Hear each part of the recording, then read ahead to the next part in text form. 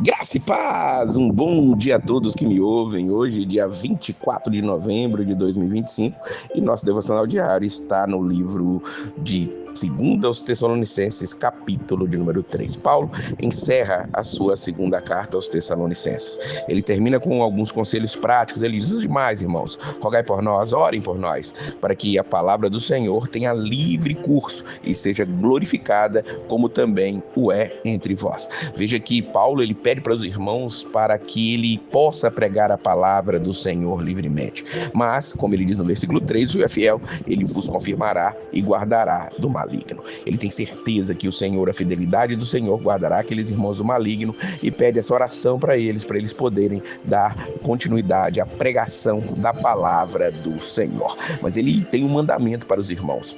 Paulo, quando Silas volta de ter levado a primeira carta, com certeza ele ali traz algumas informações para Paulo de que havia pessoas vivendo desordenadamente ali em Tessalônica. E ele manda no versículo 6: mandando-vos, porém, irmãos, em nome do nosso Senhor Jesus Cristo, que vos aparteis de todo irmão que anda desordenadamente e não segundo a tradição que de nós recebeu.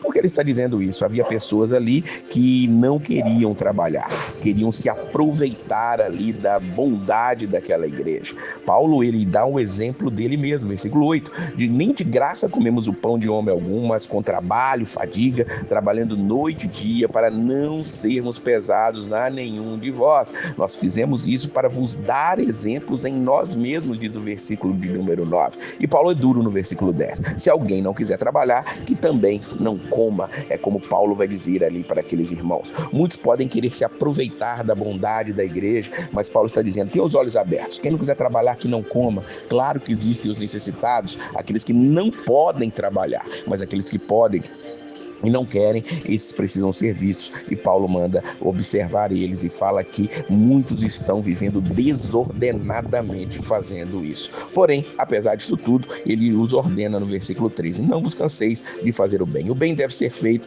mas com cuidado, para que esses desordenados sejam tratados, cuidados e venham a conhecer o Senhor. No final, Paulo deseja a paz. Versículo 16: ora, o mesmo Senhor da paz vos dê sempre paz de toda a maneira. E Paulo termina pegando ali a pena da mão de Silas, que está sendo o amanuense, aquele que escreve essa carta, e escreve-a com a sua saudação. Ele mesmo diz isso no versículo 17: saudação da minha própria mão, de mim, Paulo, que é o sinal em todas as epístolas, assim escrevo. E desejo a graça de nosso Senhor Jesus Cristo seja com todos vós. Amém. Como eu tenho dito durante todas essas ministrações aqui em 1ª e 2ª Tessalonicenses, se você quiser saber um pouquinho mais, vai aí no link da descrição, clica lá que você consegue adquirir o livro 1ª e 2ª Tessalonicenses como você nunca leu.